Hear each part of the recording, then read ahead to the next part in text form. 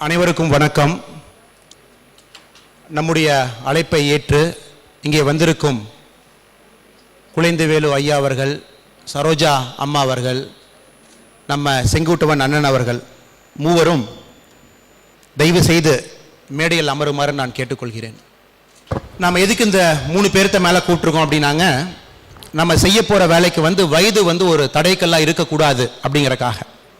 இவங்க 3 பேருமே 50 வயசுக்கு மேலே இருக்கிறவங்க, 50 வயசை தொட்டுக்கிட்டு இருக்கிறவங்க, 3 வித்தியாசமான சாதனைகள் பண்ணிக்கிட்டு இருக்கிறவங்க. யாருமே கரூரில் ஒரு தரமான கல்வி கொடுக்கணும், கிராமப்புறத்தில் ஒரு காலேஜ் கட்டணும், கிராமப்புறத்தில் கல்வி கொடுத்து ஒரு மனுஷனோட தலையெழுத்தை மாற்றணும்னு நினைக்காதப்ப இங்கே கையில் இருக்கிற எல்லா பணத்தையும் போட்டு இந்த லேண்டு வாங்கி, இதை இப்போ பொட்டல் காடாக இருந்த ஒரு இடம் இப்போ ஒரு மிகப்பெரிய ஒரு கல்வி நிறுவனத்தை கட்டியிருக்காரு. அது மட்டும் இல்லை, அறம் எப்படி இருக்கணும் அப்படிங்கிறத நம்ம செங்குட்டுவன் அண்ணாவை பார்த்து கற்றுக்கணும். ஒரு அறம்ங்கிற வேர்டு இப்போ ரொம்ப காமன் ஆயிடுச்சுங்க. அறம்னா நிறைய பேருக்கு என்னன்னு கூட தெரியாது. இப்போ ஐயா அவர்கள் பார்த்தீங்கன்னா திருக்குறள் ப்ளஸ் தமிழில் இருக்கிற பழைய காப்பியங்கள் அதில் எப்படி வாழ்கிறாங்களோ அது இந்த ஸ்கூல் காலேஜ் ஃபுல்லாக அதே மாதிரி நடத்திக்கிட்டு இருக்காரு. சில இடத்துல நீங்கள் அந்த கோட்ஸ் கூட பார்க்கலாம். வேறு வேறு நாட்டில் இருக்கிற நம்ம தமிழ் மக்கள் அவங்களுக்கு போய் திருக்குறள் பற்றி பேசுவார். இப்போ தான் துபாய் கட்டாரெல்லாம் ஒரு பயணம் முடிச்சுட்டு திரும்ப வந்திருக்காரு. வெளியூரில் இந்தியர்களுக்கு குழந்தைகளுக்கு போய் திருக்குறள் சொல்கிறார். அவரோட பாஸ்ட் டைம் மாதிரி அது. அவர் இது இல்லாமல் பிஸ்னஸ் பண்ணுறாரு. எல்லா பிஸ்னஸில் கூட பார்த்தீங்கன்னா அவர் ஃபஸ்ட்டு சொல்கிறது, நான் பிஸ்னஸ் பண்ணுறேன்னு சொல்ல மாட்டார். நான் ஒழுக்கமாக ரொம்ப சீர்மையாக தொழில் செய்கிறேன் அப்படின்னு பாருங்க. அதுக்கப்புறம் தான் அந்த பிஸ்னஸ், அவர் பெட்ரோல் பங்க் நடத்துறது, அவர் ஹோட்டல் நடத்துறது, கல்யாண மண்டபம் நடத்துறதுலாம் செகண்ட் தான். ஸோ இந்த மாதிரி ஒரு முக்கியமான நாளில் நம்ம செங்குட்டுவன் அண்ணா இங்கே இருக்கணும்னு நாங்கள் வேண்டி விரும்பி கேட்டுக்கிட்டோம். அண்ணன் இங்கே வந்திருக்காரு. ரொம்ப ரொம்ப நன்றிங்கண்ணா. நீங்கள் இடம் கொடுத்துருக்கீங்க, எங்கள் எல்லாருக்கும் ஒரு ஆப்பர்ச்சுனிட்டி பண்ணி கொடுத்துருக்கீங்க. ஸோ உங்கள் பொற்கரங்களில் இன்றைக்கி நீங்கள் இந்த தீபம் கூட ஏற்றிருக்கீங்க. நல்லா தான் நடக்கட்டும். குழந்தைவேலு ஐயா அவங்களுக்கும் அறிமுகம் வேண்டாம். பட் இப்போதைக்கு நம்மகிட்ட கான்செப்ட் ஆஃப் ஹீரோஸ்னாவே வேறேங்க. நம்மளை பொறுத்த வரைக்கும் ஹீரோஸ்னால் எப்படி இருக்கணும், டிவியில் நிறையா வரணும், பேப்பரில் வரணும், வாட்ஸ்அப்பில் வரணும், அவங்க என்ன பண்ணுறாங்கன்னு தெரியாது, அதிகமாக அவங்க லைஃப்பில் சர்க்குலேட் ஆகிட்டே இருந்தாங்கன்னா அவங்க ஹீரோ அப்படிங்கிற மாதிரி நமக்கு ஒரு டெஃபினேஷன் இருக்குது.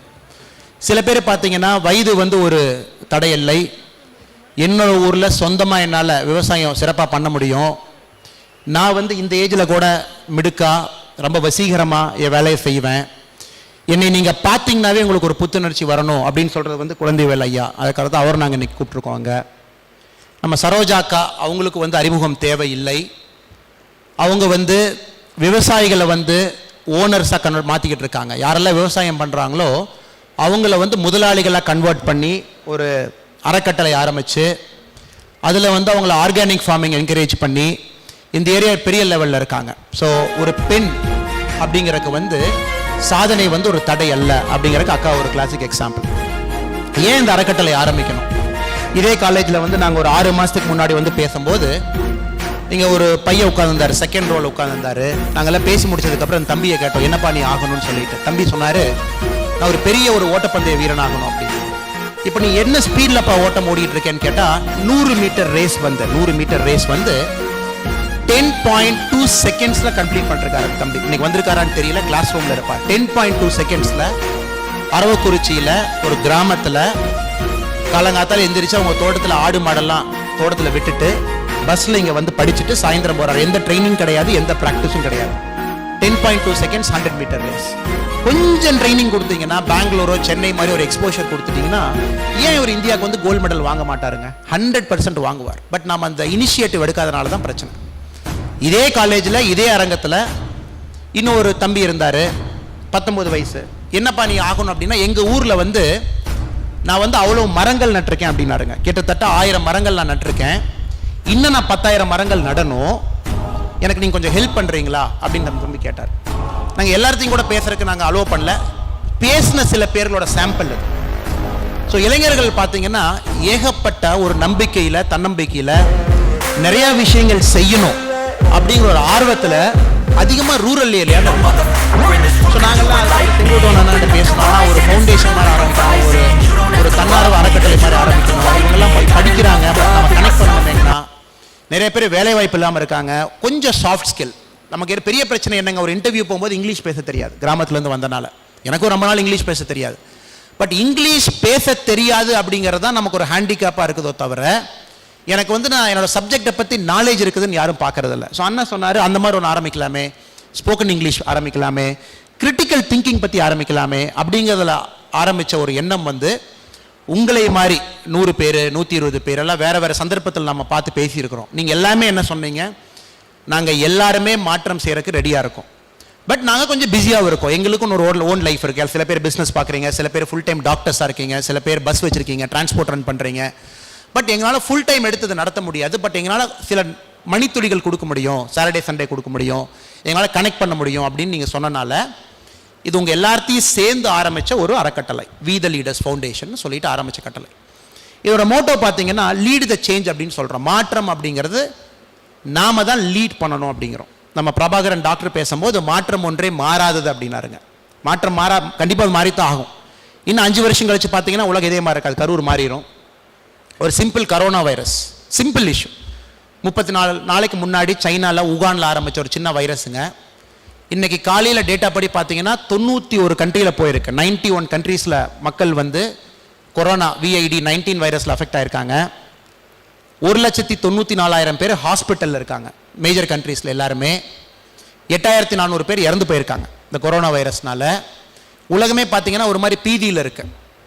பெங்களூரில் பார்த்தீங்கன்னா யாரும் கூட வீட்டிலேருந்து ரோடுக்கு வர்றதில்ல. இதெல்லாம் பார்த்தா என்ன தெரியுதுனாங்க, மாற்றம் கண்டிப்பாக மாறாத ஒரு விஷயம், மாற்றம் நடந்தே ஆகும்னு நமக்கு தெரியுதுங்க. நமக்கு இந்த மாதிரி நடக்கும்போது மட்டும்தான் நமக்கு தெரியுது, ஓ எல்லாம் பக்கத்து மனிதர்கள், ஜாதி பேதம் கிடையாது, ஹிந்து முஸ்லீம் கிடையாது, சைனா இந்தியா கிடையாது. ஏன்னா ஒரு நாட்டில் ஒரு சின்ன ஒரு அலர்ஜி ஆச்சுன்னா இன்னொரு நாட்டுக்கு வர்றது கப்புள் ஆஃப் மினிட்ஸுங்க, 3 நிமிஷம் 4 நிமிஷம் போதும். ஒரு சின்ன உதாரணம் கொடுத்தீங்கன்னா பெங்களூரில் ஒரு நாளைக்கு 234 இன்டர்நேஷனல் ஃப்ளைட்ஸ் லேண்ட் ஆகுதுங்க, 234 ஃப்ளைட்ஸ் லேண்ட் ஆகுது. எவ்வளோ கனெக்டட் பாருங்க நம்மலாம். அதே மாதிரி தான் நம்ம எல்லாருமே கனெக்டட். நம்ம எல்லாம் வேற வேற ரீதியில் நம்ம டிவைட் ஆயிருக்கலாம். நீங்கள் பிஸ்னஸ் மேனாக இருக்கலாம், நான் சிவில் சர்வெண்ட், எக்ஸ் சிவில் சர்வெண்ட்டாக இருக்கலாம், டாக்டராக இருக்கலாம். பட் நம்ம ஒரு செயல்னு செய்யும் போது நம்ம எல்லாமே யுனைட் ஆகுறாங்க. ஸோ அதுக்காக நீங்கள் எல்லாம் வந்திருக்கீங்க, உங்களுக்கு பெரிய நன்றிகள் சொல்லணும். அது ஷார்ட் டைமில் லாஸ்ட் ஒரு 15 நாளில் 10 நாள் உங்களுக்கு இன்விடேஷன் கிடைச்சிருக்கும். நீங்களாம் வேறு வேறு வேலைகள் விட்டுட்டு ஓடி வந்திருக்கீங்க. உங்கள் எல்லாத்துக்குமே பெரிய ஒரு நன்றி. இதில் வந்து லீடர் ஃபாலோவர்னு யாரும் கிடையாதுங்க. அந்த பேப்பரில் கூட நாங்கள் எழுதியிருந்தோம். Somebody has to coordinate, somebody has to lead. யாரோ ஒருத்தர் லீட் பண்ணணும். இண்டிவிஜுவலாக நீங்களாம் குழுக்கள் அமைச்சு அதுக்கு ஒரு 20-30 தலைவர்கள் வேணும், சின்ன சின்ன தலைவர்கள். உங்கள் ஏரியாவில் நீங்கள் லீட் பண்ணும்போது ஒருத்தர் கோஆர்டினேட் பண்ணணும். அதான் இதோட ஹோல் பர்பஸுங்க. நான் நிறைய இடத்துல பேசும்போதுங்க மகாத்மா காந்தியை வந்து ஒரு எக்ஸாம்பிளாக சொல்லுவேன். மகாத்மா காந்தி வந்து பார்த்தீங்கன்னா ஒரு 5 நிமிஷம் மகாத்மா காந்தி பற்றி பேசுகிறேங்க. ஏன் இந்த அறக்கட்டளை ரொம்ப இம்பார்ட்டன்ட் அப்படின்னு உங்கள் எல்லாத்துக்குமே தெரியும். ஒரு 1869 பிறந்த ஒரு மனுஷன், எல்லாத்துக்குமே தெரியும். 1869 பிறந்தார். ஒரு பெரிய ஒரு செல்வேந்தர் ஃபேமிலியில் பிறந்தார். அவங்க அப்பா வந்து கத்தியவார் பெனின்சுலாவோட சீஃப் மினிஸ்டருங்க. அவரோட அப்பா சௌராஷ்டிரா பார்ட் குஜராத்தில். காந்தி வந்து 21 வயசில் லாயர் படிக்க போகிறாரு, இங்கிலாந்து போகிறாரு. 23 வயசில் படிச்சுட்டு வர்றாருங்க. 1891 படிச்சுட்டு வர்றாரு. வந்ததுக்கப்புறம் பாம்பேல போய் லாயராக வேலை செய்கிறார் 22 வயசில். இந்த பசங்க அதே வயசில் தான் இருக்காங்க. பாம்பேல ஃபர்ஸ்ட் கேஸ் காந்திக்கு வருது. அவருக்கு இங்கிலீஷில் பேச தெரியல. கிராஸ் எக்ஸாமினேஷன் காந்தினால பண்ண முடியல. ரொம்ப அவமானப்பட்டு கூனி குறுகி நம்மளால ஒரு கோர்ட்டில் வந்து கிராஸ் எக்ஸாமினேஷன் பண்ண முடியலையேன்னு சொல்லிட்டு காந்தி என்ன பண்ணுறாருங்க, அங்கிருந்து வெளியே வந்து திரும்ப சௌராஷ்டிராக்கே போகிறாரு பாம்பேலேருந்து. எனக்கு அந்த கோர்ட்ல எல்லாம் ஆர்கியூ பண்ண தெரியாது, எனக்கு நான் ஊரில் போய் சின்ன சின்ன டிராஃப்ட் எல்லாம் எழுதுறேன். அந்த லாயர் பார்த்தீங்கன்னா டிராஃப்ட் எழுதி கொடுப்பாங்க. அதில் 100 ரூபா 200 ரூபா 50 ரூபா என்ன வருதோ வாங்கிக்கிறேன்னு சொல்லிட்டு. அப்போ சவுத் ஆஃப்ரிக்காலேருந்து மேத்தான் ஒருத்தர் ஃபோன் பண்ணுறாரு, நீங்கள் சவுத் ஆஃப்ரிக்காவுக்கு வர முடியுமா? 1893 நீங்கள் சவுத் ஆஃப்ரிக்காவுக்கு வர முடியுமா? இங்கே ஒரு கேஸ் இருக்குது, நீங்கள் சால்வ் பண்ணுங்க. அது வரைக்கும் காந்தி பார்த்தீங்கன்னா உங்களை மாதிரி என்னை மாதிரி சாதாரண ஒரு மனுஷன். பணம் சம்பாதிக்கணும், வாழ்க்கையில் நல்லா இருக்கணும், நம்ம ஃபேமிலியை நல்லா வச்சுக்கணும், எங்கள் அப்பா சம்பாரித்து வச்ச பெருமையும் நானும் காப்பாற்றணும்னு நினச்ச ஒரு மனுஷன் 1893 சவுத் ஆஃப்ரிக்கா போகிறாருங்க. அப்போ ஜூன் 7 1893 ஒரு ட்ரெயின் எடுக்கிறார். பீட்டர் மேரிட்ஸ்பர்க் அப்படின்னு சவுத் ஆஃப்ரிக்காவோட சவுத் பகுதியில் ட்ரெயினில் போயிட்டு இருக்கும்போது ஒரு வெள்ளைக்கார உள்ள உட்காந்துருக்கான். அவன் காந்தியை கேட்குறான், நீ இந்த கம்பார்ட்மெண்ட்டில் வரக்கூடாதல்ல, அது ஃபர்ஸ்ட் கிளாஸ் கம்பார்ட்மெண்ட், நீ எதுக்கு இந்த கம்பார்ட்மெண்ட்டில் உட்காந்துருக்கேன்?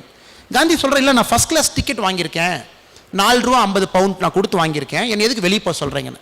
உடனே அந்த வெள்ளைக்காரர் என்ன பண்ணுறான், அந்த ட்ரெயின் டிக்கெட் எக்ஸாமினரை கூப்பிட்டு, இங்கே பாருங்கள் இந்த ஆள் வந்து ப்ரௌன் கலரில் இருக்கான், கருப்பு கலரில் இருக்கான், நம்ம கம்பார்ட்மெண்ட்டில் உட்காந்துருக்கான், அவனை வெளியே போக சொல்லுங்கன்னு. காந்தி ஆர்கியூ பண்ணுறாரு, இல்லைங்க நான் டிக்கெட் வாங்கியிருக்கேன், நான் உட்காருவேன் ஃபர்ஸ்ட் கிளாஸ்ல.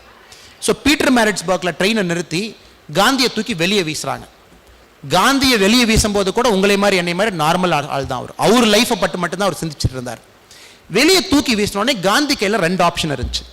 பெட்டி படுக்கை எடுத்துக்கிட்டு திரும்ப நான் சவுத் ஆப்பிரிக்கா வேற ட்ரெயினை பிடிச்சி பணம் சம்பாதிக்கணுமா, இல்லை அந்த உலகத்தை மாற்றக்கு நான் நிற்கணுமான்னு சொல்லிட்டுங்க. ஃபுல் குளிரில் கடும் பனியில் ஜூன் 7, 1893 நைட் அந்த ட்ரெயின்லேயே பிளாட்ஃபார்மில் படுத்து தூங்குறார்.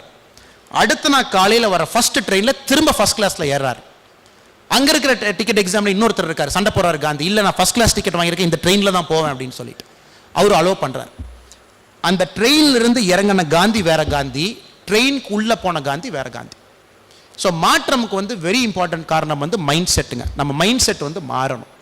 நான் அப்படின்னு இருக்கிறது வந்து நாம் அப்படின்னு நாம் கொஞ்சம் மைண்ட் செட் மாற்றிக்கிட்டோம் அப்படின்னா நம்ம உலகம் வந்து ரொம்ப சிறப்பாக இருக்கும். அதுக்கப்புறம் காந்தியை பற்றி நம்ம பேசவே வேண்டாங்க. அவர் பண்ண சாதனைகள் ஏராளம். ஒரு நாட்டுக்கு மட்டும் சுதந்திரம் அல்ல, 2 நாட்டுக்கு வாங்கி கொடுத்த தலைவர். 1915 இந்தியா வர்றாரு, பாம்பேல இறங்குறாரு ஷிப்பில். அப்போ கோபாலகிருஷ்ண கோகலே கேட்குறாரு, காந்தி எங்களுக்கு 1 வருஷத்தில் சுதந்திரம் வாங்கி கொடுத்துருவியான்னு. காந்தி சொல்கிறாரு, எந்த விஷயமே 1 வருஷத்தில் ஆகாது, ஃபஸ்ட்டு மக்கள் மாறணும், மக்கள் மாறினாங்கன்னா ஆட்சியாளர்கள் மாறுறாங்கன்னு சொல்லிட்டு. காந்திஜிக்கு 32 வருஷம் தேவைப்பட்டுச்சுங்க. 1915 1947 சுதந்திரம் கிடைக்கும் போது 32 வருஷம். பட் 32 வருஷம் அவர் வந்து விழாமல் போராடினாங்க. ஸோ இந்த அறக்கட்டளைக்கு பார்த்தீங்கன்னா நமக்கு லெசன் என்ன, இன்றைக்கி ஆரம்பிச்சிட்டோம், நல்லா ஜம்முன்னு ஆரம்பிச்சிட்டோம், நீங்கள் எல்லாரும் கூட வந்திருக்கீங்க, உங்கள் டைம் கொடுத்துருக்கீங்க. இன்னும் 3 மாதம் ஆனதுக்கப்புறம் நம்மளாம் பிஸி ஆயிடுவோம், வேறு வேலைகள் பண்ணுவோம், இவ்வளோ சமயம் இருக்குமான்னு தெரியாது. பட் உங்கள்கிட்ட ஒரே ஒரு கமிட்மெண்ட் என்ன, காந்திஜி 32 வருஷம் ஒரே மாதிரி ஒரே குறிக்கோளோட நான் சேஞ்ச் பண்ணணும்னு நினச்சதை நாமளும் பண்ணலாங்க. நம்ம பர்சனல் வேலையை செய்யலாம். பர்சனலாக எனக்கு 1000 வேலைகள் இருக்குது, உங்களுக்கு 1000 வேலை இருக்குது, அதை நம்ம பண்ணுவோம். பட் நம்ம காமனாக ஒரு சமயம் கொடுக்கும்போது, ஒரு சனிக்கிழமையோ ஒரு ஞாயிற்றுக்கிழமையோ ஒரு மாதத்தில் வந்து ஒரு 3 நாட்களோ 4 நாட்கள் கொடுக்கணும்னு நினைக்கும் போது தயவு செஞ்சு நீங்களாம் கொடுப்பீங்கன்னு நான் நம்புகிறேன். அதுதான் வெரி இம்பார்ட்டன்ட்டுங்க. இந்த மாற்றத்துக்கு நம்ம என்ன பண்ண போகிறோம், 3 விஷயங்கள் பண்ணணும் அப்படிங்கிறது என்னோட ஆசைங்க. நீங்கள் எப்படி அதை யோசிக்கிறீங்கன்னு எனக்கு தெரியல. அதுக்கப்புறம் இந்த வெப்சைட்டில் நிறைய ஆப்ஷன் இருக்குது, தமிழ் ப்ளஸ் இங்கிலீஷ் 2மே இருக்குது. உங்கள் கருத்துக்களை போடுங்க, உங்கள் கருத்துக்களை வாங்கிக்கலாம், சேர்ந்து பண்ணலாம். முதல் விஷயம் வந்துங்க, இளைஞர்கள்ட்ட வந்து வேலை செய்யணும். இப்போ விஷ்ணு பார்த்தீங்க அப்படின்னா நம்ம நண்பர், அவர் கரூர் செட்டிப்பாளையத்தில் அவர் இளைஞர்கள்ட்ட வேலை செய்கிறார். அவர் 4 வயசு 5 வயசு 6 வயசு 7 வயசு இளைஞர்கள்ட்ட வேலை செய்கிறாங்க. அவங்க அக்கா எல்லாம் வந்து அவங்க ஒரு தனியாக செட்டிப்பாளையத்தில் பண்ணுறாங்க. பண்ணுறது புதுசு எதுவுமே இல்லைங்க, எல்லாரும் பண்ணிகிட்டு இருக்காங்க. பட் நாம் வந்து 18 வயசுலேருந்து 22 வயசு உள்ள இருக்கிற இளைஞர்கள்ட்ட வேலை செய்யணுங்க. அதான் என்னோட ஒரு தீர்க்கமான ஒரு வேண்டுகோள். ஏன் வேலை செய்யணும் அப்படின்னாங்க, ஒரு இளைஞனுக்கு வந்து மைண்ட் செட்டை மாற்றிட்டிங்கன்னா போதும், உனக்கு எதுவுமே வேண்டாம். இவ்வளோ பேர் இங்கே உட்காந்துருக்காங்க, எல்லாருமே ஒரு வேலை வாய்ப்புக்காக இங்கே உட்காந்துருக்காங்க. அந்த வேலை வாய்ப்பு அப்படிங்கிறத சுய தொழில்னு மாற்றிட்டிங்கன்னா போதும். அந்த தம்பி என்ன யோசிப்பாருன்னா, கஷ்டப்பட்டு படித்து 12,000 ரூபா சம்பளம் வாங்குறதுக்கு நம்ம ஊரில் பட்டு ஆடு வாங்கி ஒரு பிஸ்னஸ் மேனாக பண்ணால் நல்லா சம்பாதிக்கலாமே அப்படிங்கிற எண்ணம் வரும். அதை தான் நம்ம சோஷியல் ஆண்டர்பிரினர்ஷிப் அப்படின்னு சொல்கிறோம். இப்போ பார்த்தீங்கன்னா தேனி, ஆடு, மாடு, கால்நடைகள் எல்லா விஷயத்தில் பெரிய ஆண்டர்பிரினர்ஸாக கிரியேட் பண்ண முடியுங்க அரவக்குறிச்சி பொறுத்தவரைக்கும். ஏன்னா மழை வர இதை பிரதேசம். ஸோ ஒன்று வந்து மைண்ட் செட் சேஞ்ச் பண்ணுறதுக்கு 18 வயசுலேருந்து 22 வயசு இருக்கிற பசங்கிட்ட நம்ம வேலை செய்யணும். நல்ல ட்ரெயினர்ஸ் சென்னையிலேருந்து பெங்களூர்லேருந்து கொண்டு வரலாம், ஒர்க் ஷாப்ஸ் கண்டக்ட் பண்ணலாங்க. அவங்களுக்கு தேவையான கம்யூனிகேஷன் ஸ்கில்ஸ், கிரிட்டிக்கல் ஸ்கில்ஸ் எல்லாமே இந்த அரங்கத்தை யூஸ் பண்ணுறதுக்கு அண்ணன் வந்து நமக்கு பர்மிஷன் கொடுத்துருக்காரு. நம்ம ஒரு டைம் டேபிள் போட்டு அவங்களுக்கு ஒரு 30 டே ப்ரோக்ராம், 45 டே ப்ரோக்ராம் மாதிரி இந்த ஏப்ரல் மே ஜூனில் அவங்களுக்கு நிறைய டைம் கிடைக்குது. அவங்க வந்து கண்டினியூஸாக 30 டேஸ் 35 டேஸ் பார்ட்டிசிபேட் பண்ணணும். கிளாஸஸ் இருக்கும் மார்னிங்லேருந்து ஈவினிங் வரைக்கும். அவங்களுக்கு எக்ஸ்போஷரும் கொடுக்கலாம், நாலேஜும் கொடுக்கலாம். அதில் அவங்க மாறுவாங்க. இது நம்பர் 1. நம்பர் 2 பார்த்தீங்கன்னா, நாம் வாழ்கிற வாழ்க்கை வந்து இந்த 50 வருஷம் கழிச்சு இந்த மாதிரி ஒரு வாழ்க்கை இருக்குமா அப்படிங்கிறனா அது டவுட்டுங்க. கொரோனா வைரஸ் வந்து ஜஸ்ட் ஒரு டெய்லர் தாங்க. விச் மீன்ஸ் நம்ம வாழ்க்கை முறையை நாம் கொஞ்சம் மாற்றி அமைக்க வேண்டிய ஒரு நிர்பந்தத்தில் நம்ம இருக்கிறோங்க. எப்படி மாற்றி அமைக்கணும்? ஒன்று வந்து நம்ம சாப்பிட்ற உணவு, நம்ம எங்கிருந்து சாப்பிட்றோம் அப்படிங்கிற உணவு, நம்ம உணவு வந்து எங்கிருந்து வாங்குறோம் அப்படிங்கிறது. இப்போ நீங்கள் ஒரு அமெரிக்காவோ இங்கிலாண்டோ பார்த்தீங்கன்னா நீங்கள் சாப்பிட்ற உணவு வந்து 50 கிலோமீட்டருக்குள்ளேயே விவசாயம் செஞ்சு அதை விளை வச்சு உங்களுக்கு கொடுப்பாங்க. இப்போ இந்தியாவில் பார்த்தீங்கன்னா தக்காளிங்கிறது தெலுங்கானாலேருந்து வருது, முட்டைங்கிறது நாமக்கல் வருது, நாக்பூர்லேருந்து வருது, பால் பார்த்தீங்கன்னா கேரளா, தெலுங்கானா எல்லா பக்கத்துலேருந்து வருது. ஸோ நீங்கள் சாப்பிட்ற உணவு ஆக்சுவலாக நீங்கள் கிரியேட் பண்ண உணவு கிடையாதுங்க, அது வேறு இடத்துலேருந்து வர உணவு. நாம் விளைவிக்கிற உணவு கூட நாம் சாப்பிடாத உணவு. அவ்வளோ பெஸ்டிசைட் அடிக்கிறோம், இன்செக்டிசைட் அடிக்கிறோம், அவ்வளோ அடிக்கிறோம். பட் ஆர்கானிக் ஃபார்மிங் அப்படிங்கிறது நம்ம பண்ணணும். நம்ம இயற்கை விவசாயம் வந்து நம்ம வேண்டாம்னு நினைக்கிறோம், பணம் வராதுன்னு சொல்லிட்டு. அதுக்கு தான் இந்த மாதிரி நிறையா சரோஜாக்கா, இங்கே நிறைய பேர் இயற்கை விவசாய ஆர்வலர்கள் இருக்காங்க. அவங்கள வச்சு ஃபஸ்ட்டு அவேர்னஸ் கிரியேட் பண்ணுறது. நம்ம யாரையும் வந்து இயற்கை விவசாயம் பண்ணால் நம்ம ஆளுக்கு பண்ண மாட்டாங்க. ஏன்னா அவங்களுக்கு பணம் ஃபஸ்ட்டு வரணும். யாருமே வந்து இங்கே பணக்காரர்கள் கிடையாது விவசாயிகள். நாளைக்கு காலையில் மாறினா மாற மாட்டாங்க. நெக்ஸ்ட் 6 மாசத்துல பார்த்தீங்கன்னா நிறைய அவேர்னஸ் கிரியேட் பண்ணணும், கேம்ப்ஸ் ஆர்கனைஸ் பண்ணணும், நிறைய பேர்த்த பேச வைக்கணும், அவங்களுக்கு எக்ஸ்போஷர் கொடுக்கணும். இயற்கை விவசாயம் பண்ணாங்கன்னா மார்க்கெட் எப்படி பண்ணுறதுன்னு மார்க்கெட்டிங் ஹெல்ப் பண்ணி கொடுக்கணும். யாரோ ஒருத்தர் பெங்களூர்லேருந்து சென்னையிலேருந்து இங்கே வந்து இயற்கை விவசாய சந்தை ஒன்று கிரியேட் பண்ணணும். கரூர் மாவட்டத்திலையோ அரவக்குறிச்சிலையோ இயற்கை விவசாயம் நீங்கள் செஞ்சீங்கன்னா இயற்கை விவசாய சந்தை இது, இந்த சந்தையில் வந்து நீங்கள் விற்கலாம். அவங்களுக்கு நீங்கள் அந்த பார்த்தே பண்ணி கொடுக்கலாம். எப்படி அவங்க விவசாயத்துக்குள்ளே போவாங்க? அவன் விளை வச்சிருவான், ஒரு தக்காளியோ கத்திரிக்காயோ பண்ணிடுவாங்க, பட் எங்கே போய் விற்பாங்க? ஸோ இந்த கம்ப்ளீட் சப்ளை செயின் நம்ம கிரியேட் பண்ணதுக்கு அப்புறம் ஒரு விவசாயியை போய் இயற்கை விவசாயம் பண்ணுன்னு சொன்னால் அவங்க பண்ணுவாங்க. ஸோ அது ஒரு 6 மாதம் நமக்கு ஒரு கனவு இருக்குதுங்க, அதை நம்ம கிரியேட் பண்ணணுன்னு. 3வது பார்த்தீங்கன்னா அரவக்குறிச்சி, கரூர், கோயம்புத்தூர் இந்த மாதிரி ஊரில் வந்து நிறைய ஆட்களை வந்து இங்கே வந்து பேச வைக்கணும்னு ஒரு ஆசைங்க. இப்போ என் கவி பேரரசு வைரமுத்தவரை கூட்டிகிட்டு வந்து பேச வைக்கணும், நல்ல சினிமாவில் இருக்கிற அறிஞர்களை கொண்டு வந்து பேச வைக்கணும், இலக்கியவாதிகளை அவங்கள பேச வைக்கணும், வித்தியாசமான வாழ்க்கை வாழ்கிற ஆட்களை பேச வைக்கணும். அவங்களாம் பார்த்தீங்கன்னா சிட்டியில் தான் பேசுகிறாங்க. கரூருக்கு யாரும் வரமாட்டாங்க, அரவக்குறிச்சிக்கு யாரும் வரமாட்டாங்க, ரூரல் ஏரியாவுக்கு வரமாட்டாங்க. நம்மளை பொறுத்த வரைக்கும் பார்த்தீங்கன்னா மாதத்துக்கு ஒரு ஈவெண்ட், 2 மாதத்துக்கு ஒரு ஈவெண்ட், 3 மாதத்துக்கு ஒரு ஈவெண்ட், அந்த மாதிரி நீங்கள் வைக்கும்போது முக்கியமான ஆட்கள் கொண்டு வந்து வாழ்க்கையை பற்றி, நம்ம வாழ்க்கை எப்படி வாழ்ந்துட்டு இருக்கோம், மாற்றம் எப்படி வேணும் அப்படின்னு நிறைய பேர்த்த கொண்டு வந்து வீத லீடர்ஸ் ஃபவுண்டேஷன் மூலமாக பேச வைக்கணும். ஸோ பேசும்போது என்ன ஆகுனாங்க, கேட்க மக்கள் கொஞ்சம் கொஞ்சமாக மாறுவாங்க. நம்ம சில விஷயங்கள் வந்து ஆக்ஷன் பண்ணுறோம், சில விஷயங்கள் வந்து பேச்சில் இருக்கும். ஸோ 2 காம்பினேஷன் மட்டும்தான் நம்மளை பொறுத்த வரைக்கும் மாற்றம் வரும் அப்படின்னு சொல்லிட்டுங்க.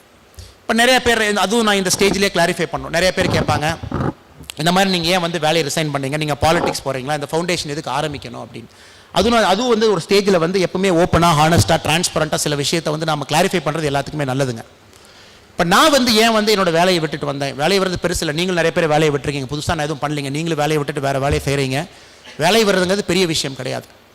நான் எதுக்கு வேலையை விட்டேன் அப்படின்னாங்க, 9.5 வருஷம் வேலை செஞ்சுட்டோம், கிட்டத்தட்ட ஒரு 370 மர்டர்ஸ் பார்த்துட்டேன், கொலைகள் பார்த்துருக்கேன், ஒரு 600க்கு மேலே ரேப் பார்த்துருக்குறேங்க, 10,000 பேருக்கு மேலே ஆக்சிடெண்ட்டில் இறந்து போனதை பார்த்துருக்கேன், நிறைய விஷயங்கள் பார்த்துருக்கேன், பார்க்கக்கூடியாத விஷயங்களை பார்த்துருக்கேன், செய்யக்கூடியாத விஷயங்கள் செஞ்சுருக்கேன். 9.5 வருஷத்தில் என் தர்மம் அது பண்ணியாச்சுங்க அது.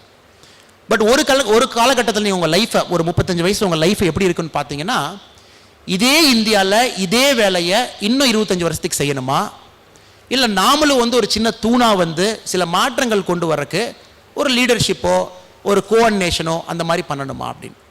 ஏன்னா பல இந்தியாவில் நம்ம யோசிச்சுட்டு இருக்கிறோங்க. ஒரு சின்னதாக ஒரு உதாரணம் கொடுக்குறோன்னா, நான் எஸ்பியாக இருக்கும்போது ஒரு அம்மா என் ஆஃபீஸ்க்கு வந்தாங்க, சார் என் புருஷனை அடிச்சுக்கிட்டே இருக்காங்க சார், கொஞ்சம் சால்வ் பண்ணி கொடுங்க அப்படின்னு. நான் இன்ஸ்பெக்டர் என்ன சொன்னேன், போய் அந்த ஆளை கூட்டிகிட்டு வாயா அப்படின்னு. அந்த ஆள் வந்தார். நம்ம இன்ஸ்பெக்டர் ஓங்கி ஒரு அப்பு விட்டார் அவருக்கு, ஏன் அவன் பொண்டாட்டி அடிக்கிற நீ சாயந்தரம் அப்படின்னு. அவன் சொன்னான், சார் என் பொண்டாட்டி சொல்கிற பிரச்சனையை மட்டும் நீங்கள் கேட்குறீங்களே சார், நான் சொல்கிற பொண்டாட்டி பிரச்சனையும் கேளுங்க சார் நீங்கள் அப்படின்னா. சார் இது வாஸ்தவமான பேச்சு தான், உனக்கு என்னையா பிரச்சனை அப்படின்னா, சார் நான் வந்து ஒரு கார்மெண்ட் இண்டஸ்ட்ரியில் வந்து வேலை செய்கிறேன், 350 ரூபா எனக்கு கூலி, டெய்லி எனக்கு கூலி கொடுப்பாங்க, 10 மணி நேரம் 11 மணி நேரம் வேலை செய்வேன் சார், 6:30 மணிக்கு வேலை முடிஞ்சோடனே உடம்பெல்லாம் வலிக்கும், ஒரு டாஸ்மாக் மாதிரி கர்நாடகாவில் இருக்கிற ஒரு மது அருந்துதல் கடையில் போய் ஒரு கோட்டர் வாங்கிக்குவேன் சார், குடிச்சிக்குவேன், அப்போ தான் எனக்கு அந்த வலி போகும். வீட்டுக்கு போனவுடனே பொண்டாட்டி சும்மா இருக்க மாட்டா சார், ஆரம்பிச்சிருவா, ஏதாச்சும் ஒன்று பேசுவா, இன்றைக்கி குடிச்சிட்டு வந்துட்டான் பாரு இவன் சரியில்லைன்னு சொன்னோடனே எனக்கு கோவம் வந்துரு சார், அந்த அம்மாவை அடிப்பேன். நீங்கள் அந்த அம்மாவை நான் அடிக்கக்கூடாதுன்னா நான் குடிக்கிற மது பிரச்சனையை சால்வ் பண்ணி கொடுங்க சார். இதனோட பயங்கரமாக இருக்கேன், நாம் ஒரு பிரச்சனையை சால்வ் பண்ணப்போ இன்னொரு பிரச்சனைக்கு போகிறோமே. ஏன்னா ஒரு கட்டத்தில் வந்து பார்த்தீங்கன்னா சர்க்கார் என்ன சொல்லுது, கவர்மெண்ட் என்ன சொல்லுது, இப்போ தமிழ்நாடு பார்த்தீங்கன்னா போன வருஷம் டாஸ்மாக் கடையில் சர்க்காரத்துக்கு வந்த, கவர்மெண்ட்டுக்கு வந்த வருமானம் பார்த்தீங்கன்னா 33,000 கோடி ரூபாய். இது வந்து நம்ம கவர்மெண்ட்டில் வர்ற வருமானத்தில் 5ல் 1 பங்கு வந்து மதுலிருந்து வருதுங்க, நம்ம குடிக்கிற குடியிலிருந்து வருது. எல்லா கலெக்டருக்கும் மாதம் ரிவ்யூ மீட்டிங் போடுறோம், என்னப்பா கரூரில் இந்த மாதம் மது கொஞ்சம் கம்மியாக சேல் ஆகிட்டு இருக்கே, கொஞ்சம் ஜாஸ்தி பண்ண கலெக்டர்னு சொல்லிட்டு ரெவென்யூ மினிஸ்டர் மீட்டிங் போடுவார், கலெக்டரோட பெர்ஃபார்மன்ஸ் வந்து மெஷர் பண்ணுவாங்க. இது வந்து எல்லா ஸ்டேட்லேயுமே நடக்கிறது, தமிழ்நாடு, கர்நாடகா, ஆந்திரா, கேரளா, அவங்களாம் பயங்கரம். கேரளாவில் பார்த்தீங்கன்னா ஓணத்தில் மட்டும் 3,000 கோடி ரூபாய் குடிப்பாங்க, ஓணம் அன்னைக்கு மட்டும் 3,000 கோடி ரூபாய் குடிச்சிட்டு போய் அவ்வளோ கலாட்டாக பண்ணுவாங்க.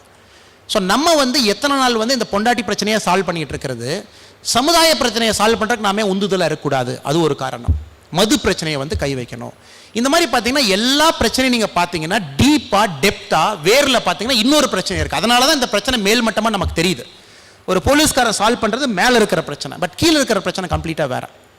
அந்த பயணத்தை ஆரம்பித்து நம்ம மேங்களூரில், உடுப்பியில், கர்நாடகாவில் சில இடத்துல வந்து நம்ம குழுக்கள் வந்து வேலை செஞ்சிட்ருக்காங்க. எல்லா இடத்துலையுமே போகிறோம், பேசுகிறோம், சில விஷயங்கள் நாங்கள் பண்ணுறோம்.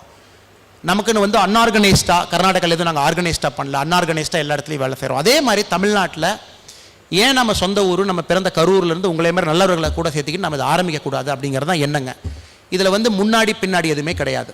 சிம்பிள் இஷ்யூ என்னென்னா சேஞ்ச் நடக்கணும். இப்போ நிறைய பேர் கேட்குறாங்க பாலிடிக்ஸ் போவீங்களா, பாலிடிக்ஸ் ஏன் போகக்கூடாது அப்படின்னு சொல்லிட்டு.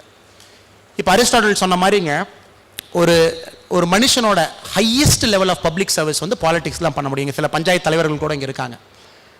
பட் இப்போ இருக்கிற பாலிடிக்ஸ் வந்து ரொம்ப கெட்டு போய் ரொம்ப நாசமாக வெள்ளையும் போட்டுக்கிட்டு ஒரு ஃபோட்டோவை பாக்கெட்டில் வச்சுக்கிட்டு முன்னாடி 10 பேர் பின்னாடி 10 பேர், எலெக்ஷன் அன்னைக்கு காலையில் 1000 முன்னாடி நாள் 500, அந்த மாதிரி பாலிடிக்ஸ் பண்ணுறதுல கண்டிப்பாக பாலிடிக்ஸ் பண்ணணும்னு எனக்கு ஆசை கிடையாதுங்க. பட் நல்லவர்கள் கூப்பிடும்போது நல்ல ஒரு மாற்றத்துக்காக நல்லா நமக்கு ஒரு பாதை தெரியுது, வித்தியாசமாக ஒரு அப்ரோச் இருக்குது, ஒரு அணுகுமுறை இருக்குன்னா நான் மட்டும் இல்லை, கண்டிப்பாக நீங்களும் ஒரு நாள் பாலிடிக்ஸ் வந்து தான் ஆகணும். அது வந்து நீங்கள் யாரும் தடுக்க முடியாத ஒரு சக்தி. அது இப்போ இருக்காது, 5 வருஷம் கழிச்சிருக்கலாம், 10 வருஷம் கழிச்சிருக்கலாம். பட் இப்போதைக்கு ஃபீல்டில் அந்த மாதிரி யாரும் இல்லைங்க. அந்த மாதிரி ஒரு தலைவன் வந்து நமக்கு வித்தியாசமான ஒரு பாதை இருக்குது, இந்த பாதையில் போனால் நாட்டை மாற்றலாம்னு நினைக்கும் போது கண்டிப்பாக நீங்களோ சரி நானோ சரி இல்லைன்னு சொல்லக்கூடாது. அன்றைக்கி அது நம்மளோட கால், அது நம்ம அழைப்பு, அது வரும்போது போகலாங்க. அதுக்கு இன்னும் ரொம்ப நேரம் இருக்குது. பட் இது வந்து எந்த காரணத்துக்கும் ஒரு பொலிட்டிக்கல் ஃபவுண்டேஷன் கிடையாது. ஆனால் பாலிடிக்ஸ் உள்ள கொண்டு வந்துட்டோம் அப்படின்னா நம்ம செய்ய போகிற எண்ணங்கள் வந்து நம்ம செய்கிற இதில் வந்து நடக்காதுங்க. It may take a very different turn. So நம்ம எல்லாரும் கூட வேறு வேறு பார்ட்டியில் நீங்கள் இருந்தால் கூட நம்ம ஃபவுண்டேஷனுக்குள்ளே வரும்போது நம்மளோட ஒரே நோக்கம் வந்து நம்ம ஊரில் ஃபஸ்ட்டு ஒரு சின்ன மாற்றத்தை ஏற்படுத்த முடியுமா. காந்திஜி அவர் 1893 ஜூன் 7 அந்த பிளாட்ஃபார்மில் நைட்டு தூங்கிட்டு காலங்காத்தால் எந்திரிச்ச போது டிஃப்ரெண்ட் காந்தி, சேம் காந்தி இல்லைங்க. அதே மாதிரி இந்த ஃபவுண்டேஷனில் வந்து நம்ம வேலை செய்ய ஆரம்பித்து நம்ம வெளியே போனால் வேறமான ஒரு மனிதர், அதே மனிதர் கிடையாது அப்படிங்கிறது தான் என்னோட மிகப்பெரிய ஒரு வேண்டுகோள் உங்கள் எல்லாத்துக்கும் கூடங்க. ஸோ அதான் காரணம், இதுதான் என்னங்க, இதுதான் வந்து விஷயம். இந்த மாதிரி நீங்கள் ஃபவுண்டேஷனில் ஆரம்பிக்கிறீங்க, உங்களுக்கு நிதி உதவி எங்கேருந்து வருது? இப்போ நிதி உதவிகள் பார்த்தீங்கன்னா நம்ம நாட்டை பொறுத்த வரைக்கும் எல்லா கார்பரேட்ஸுமே 2018 அவங்களோட வருமானத்தில் 2% வந்து அவங்க சிஎஸ்ஆர் கொடுக்கணும்னு சொல்லிட்டு சர்க்காரம் வந்து ஒரு ரூல் போட்டிருக்காங்க. சென்ட்ரல் கவர்மெண்ட் வந்து 2% ஆஃப் யுவர் ப்ராஃபிட்ஸ், நீங்கள் 100 கோடி ரூபாய்க்கு மேலே பண்ணுறீங்க அப்படின்னா 2%க்கு மேலே வந்து நீங்கள் மக்களுக்கு திரும்ப செலவு செய்யுங்கன்னு சொல்லிட்டு. ஸோ என்னை பொறுத்த வரைக்கும் இந்த இந்தியாவில் வந்து நல்ல விஷயங்கள் செய்யும் போது நிதி அப்படிங்கிறது ஒரு பெரிய விஷயம் கிடையாதுங்க. The people in Bengaluru, Chennai, Delhi நல்ல ஆட்கள் வந்து பேக் பண்ணுறதுக்கு ரெடியாக இருக்காங்க. யாரோ உங்களை மாதிரி இளைஞர்கள் வந்து லீட் பண்ணி நல்ல ப்ராஜெக்ட் பண்ணாங்கன்னா பணம் அப்படிங்கிறது இந்த இந்தியாவில் ஒரு தடை கிடையாதுங்க. நம்மளோட எண்ணங்கள் வந்து ஒழுக்கமாக இருக்குது, நம்மளோட ஆக்ஷன் வந்து ரொம்ப சுத்தமாக இருக்குது, நம்மளோட பெடிகிரி ரொம்ப நேர்மையாக இருக்குது. அப்படிங்கும்போது இந்த ஃபவுண்டேஷனை இன்னும் 100 மடங்கு 1000 மடங்கு 10,000 மடங்கு பண்ணக்கூடிய கெப்பாசிட்டிக்கு நமக்கு நிதி வேணும்னா கூட அந்த நிதியை நாங்கள் திரட்டி கொண்டு வந்து கரூரில் நாங்கள் கொடுக்குறோம். ஸோ கண்டிப்பாக அதை பற்றி நீங்கள் எதுவும் யோசிக்க வேண்டாம். இப்போ நம்ம ஆரம்பிக்கிறோம் 2 வருஷம் கழிச்சு எப்படி இருக்கும். So that is not an issue. நானும் கிட்டத்தட்ட ஒரு 35 நிமிஷம் 40 நிமிஷம் பேசிட்டேங்க. நீங்கள் வந்தவங்க எல்லாருக்குமே ஒரு மிகப்பெரிய நன்றிகள். ஏன்னா நீங்கள் இன்றைக்கி வந்தவங்க எல்லாமே மாற்றத்தை எதிர்பார்த்து வந்தவங்க. வேறு ஃபவுண்டேஷன் மாதிரி ஆரம்பித்து நிதி உதவி செய்கிறோம், இல்லாதவங்களுக்கு வந்து பணம் கொடுக்குறோம் அப்படிங்கிறத விட நம்ம யாருக்குமே மீன் கொடுக்கலைங்க. மீன் எப்படி பிடிக்கணும்னு சொல்லி கொடுக்குறோம். இது ரெண்டுக்கு பேசிக் டிஃப்ரென்ஸ் இருக்குது. We are teaching people how to fish. நம்ம யாருக்கும் மீன் கொடுத்தீங்கன்னா 1 கிலோ மீன் கொடுத்தீங்கன்னா இன்றைக்கி நைட் சாப்பிட்ருவாங்க, அன்றைக்கி காணாமல் போயிடும் அடுத்த நாள் காலையில். பட் நம்ம இளைஞர்களுக்கு வந்து மீன் எப்படி பிடிக்கலான்னு சொல்லி கொடுக்கலாங்க. ஸோ வந்து 1000 kg 10,000 kg 20,000 kg மீன் பிடிப்பாங்க. ஸோ அந்த நம்பிக்கையில் உங்கள் எல்லாரோட நல்ல மனசில் உங்கள் ஆதரவு இல்லைங்க. இதில் வந்து யாரும் நம்பர் 1 நம்பர் 2 கிடையாதுங்க. உங்கள் எல்லாத்துக்குமே ஒரு ஐடி வந்துடும், வாலண்டியர் ஐடி. நீங்கள் ரெஜிஸ்டர் பண்ண அந்த வெப்சைட்டில் நீங்கள் ரெஜிஸ்டர் பண்ணோடனே உங்களுக்கு ஒரு வாலண்டியர் ஐடி வந்து உங்களுக்கு ஐடி கார்டு வந்துடும். Within a month all of you will get an ID card also. அதில் உங்கள் நம்பர் வந்து 001 002 003 அந்த மாதிரி உங்களுக்கு ஒரு நம்பர் வரும். ஸோ நம்ம ஃபவுண்டேஷனில் வந்து யாருக்கும் ஒரு ரேங்க் கிடையாது. கோஆர்டினேட்டர்னு ஒருத்தர் இருக்கார், மிச்சவங்க எல்லாத்துக்குமே நம்பர் தான் ஐடிங்க. 1 2 3 113 115 அதான். ஸோ முடிஞ்ச வரைக்கும் உங்களை பொறுத்த வரைக்கும் நிறைய இளைஞர்கள்ட்ட எடுத்து சொல்லுங்கள், ரெஜிஸ்டர் பண்ண சொல்லுங்கள். ஸோ ஏப்ரல் 14 வரைக்கும் இன்னும் 1 மாதம் பார்த்தீங்கன்னா நம்ம ரெஜிஸ்ட்ரேஷன் ஃபேஸில் இருக்க போகிறோம்.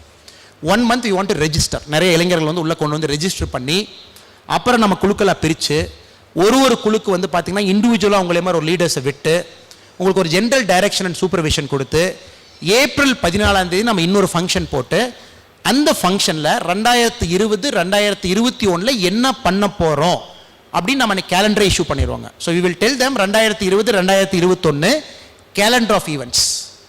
ஸோ ஏப்ரல் 14 2020 ஏப்ரல் 14 2021 வரைக்கும் we will issue a calendar of events so that உங்கள் எல்லாருக்குமே கிளாரிட்டி இருக்கும். நெக்ஸ்ட் 1 வருஷத்துக்கு நம்ம என்ன பண்ண போகிறோம், எங்கே பண்ண போகிறோம், உங்கள் டைம் நீங்கள் எப்படி கொடுக்கணும்னு சொல்லிட்டு.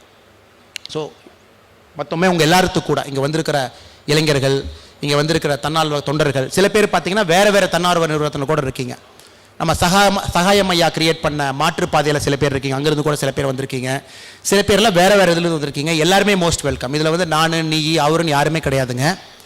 எல்லாரும் சேர்ந்து பண்ணலாம். சில பேர் சில அரசியல் கட்சியிலேருந்து கூட வந்திருக்கீங்க. சில பேர் நான் சொன்ன மாதிரி வந்து பஞ்சாயத்து தலைவர்களாக இருந்திருக்கீங்க. பரவாயில்ல, நோ ப்ராப்ளம். ஏன்னா இங்கே நம்ம வந்ததுக்கப்புறம் மாற்றம் அப்படிங்கிறத மட்டும் நம்ம ஒரு குறிக்கோளாக வச்சு நம்ம செய்ய போகிறோங்க. ஸோ அதில் வந்து பாலிடிக்ஸ் எதுவும் முன்னாடி வராது. நீங்கள் இன்னொரு இயக்கத்தில் செய்கிறது முன்னாடி வராது. முஸ்லீம், ஹிந்து, கிறிஸ்டியன், புத்திசம், ஜெயினிசம் முன்னாடி வராது. நான் doctor, engineer, X civil servant முன்னாடி வராது. நான் வந்து கூலி தொழிலாளி, பணக்காரன் முன்னாடி வராதுங்க. இங்கே எல்லாருமே we will be called only by numbers 001, 002, 003.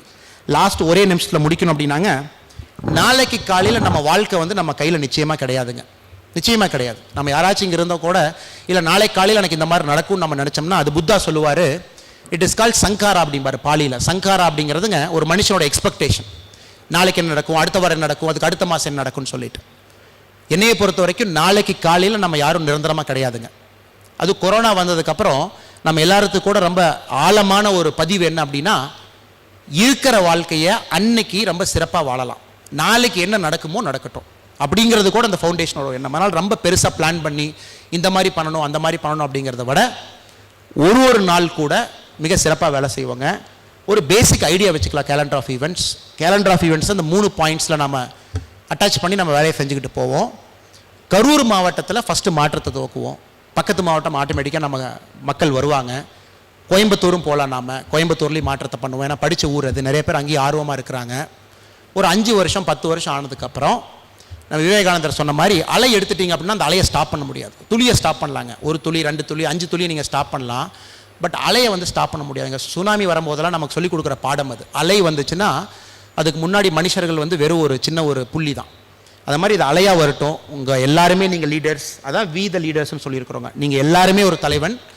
உங்களுக்குள்ள இருக்கிற தலைவனை வெளியே கொண்டு வர பொறுப்பு என்னோட பொறுப்புங்க. உங்களுக்கு அந்த ஆப்பர்ச்சுனிட்டி கிரியேட் பண்ணுறது, அந்த மாதிரி உங்களுக்கு ஒரு ஹேண்ட் ஹோல்ட் பண்ணுறது, அதான் என்னோட ஒரே வேலை. உங்களுக்கு இருக்கிற ஒரு தலைவனையும் வெளியே கொண்டு வந்துட்டா நம்ம நாட்டில் வந்து 130 கோடி தலைவன் உருவாயிருவான். அத்தனை தலைவர்கள் உருவாகிட்டாங்கன்னா தொண்டர்களே நமக்கு வேண்டாம். இப்போ இருக்கிற சமுதாயம் வந்து தொண்டன் வேணும்னு கேட்குற சமுதாயத்தில் நம்ம தலைவர் வேணும்னு கேட்குற ஒரு சமுதாயமாக நம்மளை மாற்றுவாங்க. ரொம்ப பேஷன்ஸாக நீங்கள் எல்லாரும் கூட லாஸ்ட் ஒரு 40 நிமிஷம் நான் பேசுகிறத கேட்டு வந்தீங்க. உங்களுக்கு என்ன நன்றி சொல்கிறதுன்னு எனக்கு தெரியல. இல்லை நன்றி சொல்லணும்னு அவசியம் கிடையாதுங்க. ஏன்னா நீங்கள் நானும் சேம் தான். நான் உங்களுக்கு நன்றி சொல்லி நீங்கள் எனக்கு நன்றி சொன்னது நல்லா இருக்காது. நம்ம வேலையில் நம்ம பண்ணுற நேர்த்தியான திட்டத்தில் நம்ம யாருன்னு காட்டுவாங்க. யாருக்கும் ஈகோ ப்ரூவ் பண்ணணும்னு அவசியம் கிடையாதுங்க. ஹம்பிளாக ஈகோ இல்லாமல் சின்ன வேலைகள் அங்கங்கே செஞ்சுக்கிட்டு வரலாங்க. So thank you so much. மற்றும் ஒரு முறை நம்ம செங்கோட்டுவன் அண்ணா அவர்கள், குழந்தைவேல் ஐயா அவர்கள், மேடையில் இருக்கும் நம்ம அக்கா அவர்கள், சரோஜா அக்கா அவர்கள், இங்கே இருக்கிற ஒரு மனிதர்கள் அவர் கூட, இங்கே இருக்கிற இளைஞர்கள் அவங்க எல்லாத்துக்கும் கூட என்னோட நன்றிகள் நான் உங்களுக்கு சொல்லிடுறேன். Thank you so much. மாற்றம் ஆக்சுவலாக உருவாயிருச்சுங்க. நான் போய் எக்ஸிக்யூட் மட்டும்தான் பண்ணணும். ஆண்டவன் நம்ம எல்லாத்தையும் ரொம்ப நல்லா பார்த்துக்கிட்டுங்க. Thank you so much.